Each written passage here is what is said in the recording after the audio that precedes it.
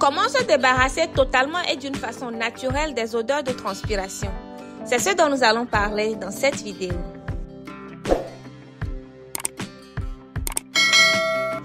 Hello les naturels, j'espère que vous allez bien.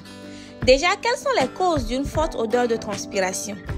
Il faut savoir que les odeurs ne sont pas liées à la transpiration elle-même, qui en fait est un phénomène naturel, mais plutôt aux bactéries présentes sur la peau. C'est la sueur qui, au contact de nombreuses bactéries microscopiques présentes à la surface de l'épiderme, provoque des odeurs désagréables. Comme cause de la transpiration, nous pouvons citer entre autres une mauvaise hygiène corporelle. Dans ce cas, pensez prendre un bain régulièrement pour éliminer les impuretés du corps. Une consommation excessive de nourriture épicée.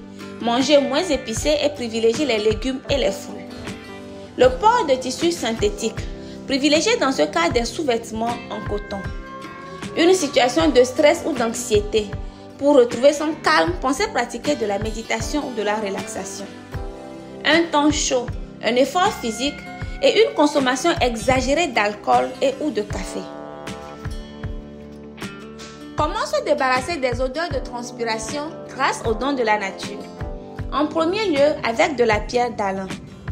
Du latin alumen qui signifie sel amer, la pierre d'Alain est en fait un cristal utilisé depuis l'Antiquité pour ses nombreuses propriétés, dont la principale est son pouvoir astringent, ce qui signifie qu'elle resserre les pores de la peau. Elle est une véritable alliée naturelle au quotidien pour limiter la transpiration et diminuer la dilatation des pores chez les peaux à problème.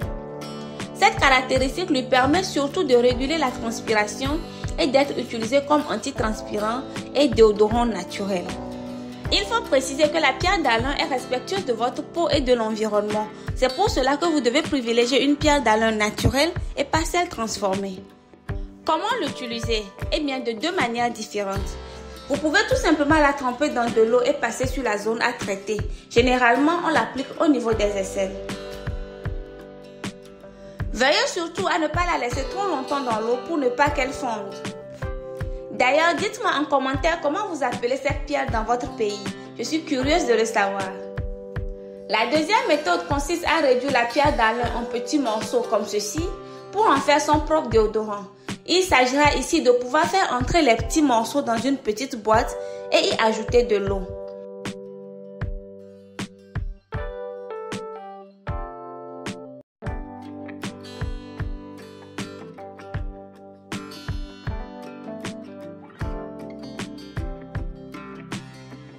À ce stade, vous pouvez rajouter quelques gouttes d'huile essentielle de votre choix.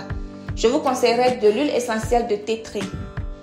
Ensuite, vous remettez l'embout et le couvercle, vous laissez dissoudre quelques minutes et votre déodorant naturel est prêt.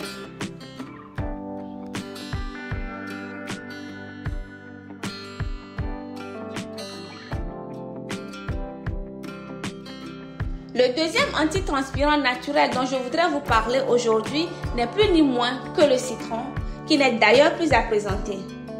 Le jus de citron contribue à réduire la sudation et à limiter les mauvaises odeurs provoquées par des bactéries présentes à la surface de notre peau. Ici aussi, deux façons d'utilisation. Comme première utilisation, vous pouvez tout simplement couper le citron en deux et utiliser une partie directement sur la peau au niveau des aisselles en massage circulaire pour permettre une bonne pénétration. Ou si vous n'êtes pas très à l'aise avec cette façon de faire, comme deuxième méthode, vous pouvez laisser tomber un peu de jus de citron sur un disque de coton et l'appliquer entre les aisselles. Dites-moi laquelle de ces deux antitranspirants naturels vous semble plus simple à utiliser et pourquoi. Je serai heureuse d'en discuter avec vous dans les commentaires. Si vous avez aimé la vidéo, mettez-moi des likes et n'oubliez surtout pas de vous abonner à la chaîne en cliquant sur le petit bouton rouge où c'est écrit s'abonner. C'est totalement gratuit et ça me motive davantage. Merci à tous et à très vite dans une prochaine vidéo. Bye bye.